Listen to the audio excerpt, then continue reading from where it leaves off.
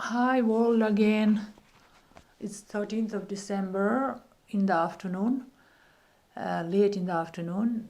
Today is Lucia Day in Sweden, and Lucia, I will tell you in short, very short. Lucia, this celebrating tradition comes from Sicily, Italy, in year 200.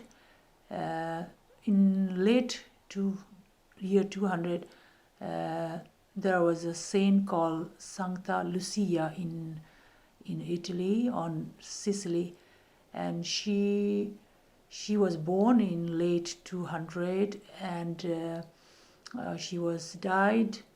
She died, or she was killed in year 304 on the 13th of December.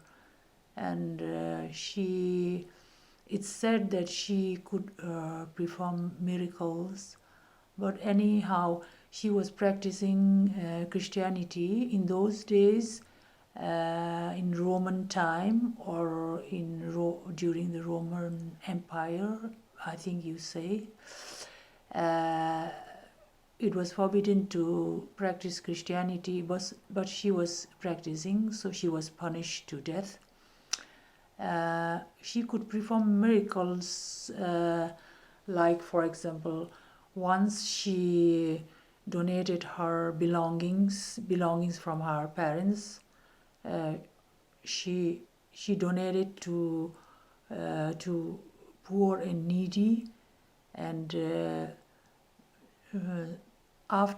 soon after that, her sick mother recovered immediately, and before she died, she donated her eyes to a man, and just after donating them, so she got her vision back, so it's said.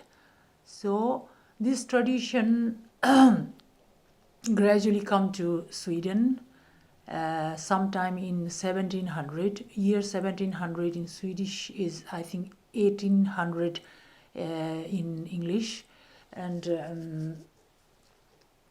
so the original portrait I have seen of Saint Lucia is a lady with a colorful gown, and she was holding a sword or dolk in her hands, and carrying what do you say, Blomsterkrans.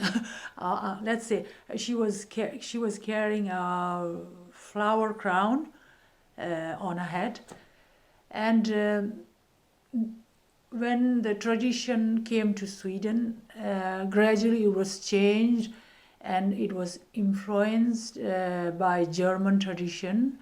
So today, people wear here, today, I mean today, early in the morning, nowadays, they celebrate early in the morning in the darkness, of course. So today, people wear white gowns or frocks, very simple, plain, especially women, of course, and the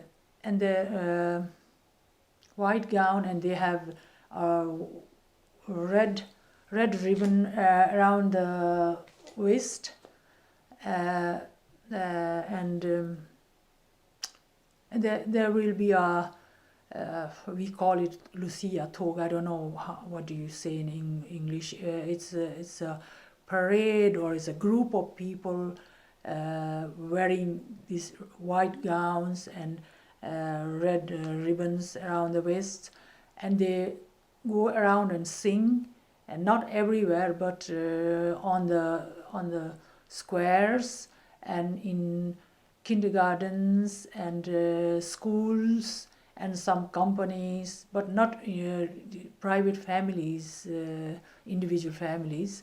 But this white gown symbolizes symbolizes light in the darkness, since it's very, very dark now during autumn from November to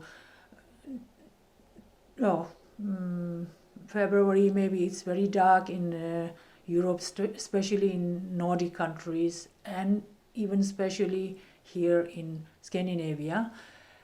So this dress symbolizes light, the white, and the red ribbon symbolizes the blood of Christ.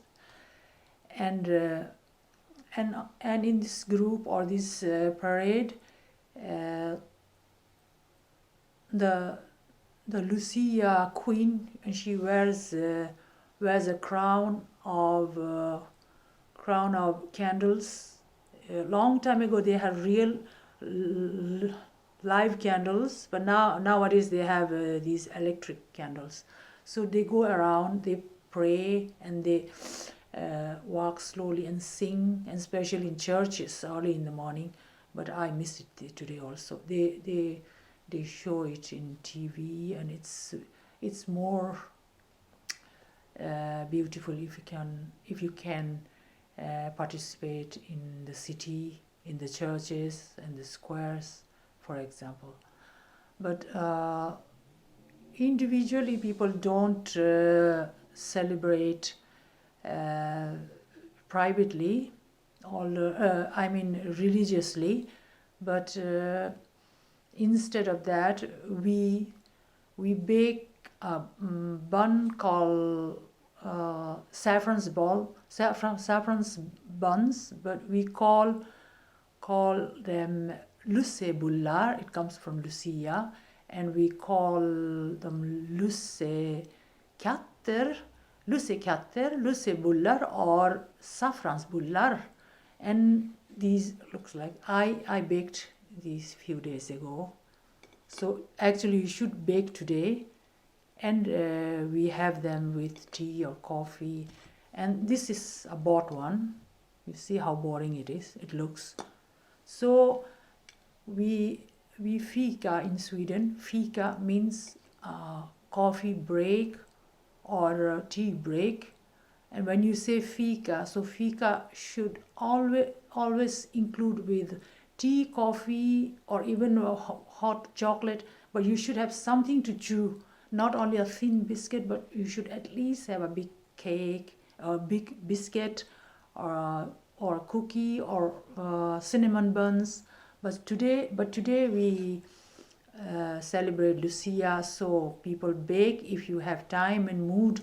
So you fika, Lucia fika, so you have tea, coffee, or warm milk or chocolate, and I prefer my lussekatt with the tea or coffee or even warm milk, but not chocolate, it's too sweet. So these saffron balls, lussekatter, also, as I said, we call them. The ingredients are white flour and lots of sugar, butter, and you have saffron, but some people don't like saffron, so you don't have to. Nowadays they have these white buns also. Then you garnish these with raisin. And how do you say when you polish? We call pensla med egg. Pensla means polish or color, or no glacier. Anyway, so you use egg, and you have raisins, but I like home baked ones, my own bake. So lussebullar. So this is how we celebrate Lucia if you are not religious. If you are religious, you go to churches and you sing Lucia song, and you wear these dresses also, Saint Lucia, and it's really fun. But when I arrived to Sweden, they had a Santa Lucia celebration everywhere. even small workplaces, so I could join and I could just go and watch them and fika afterwards. And we had Santa Lucia celebration at daycare center also when my son was very little, and in not in kindergarten and primary schools. So it was lots of fun. But nowadays you have no time. Sometimes you are too tired to get up early in the morning and visit the squares or visit churches. But it's beautiful. It's a beautiful tradition. That's all. So long.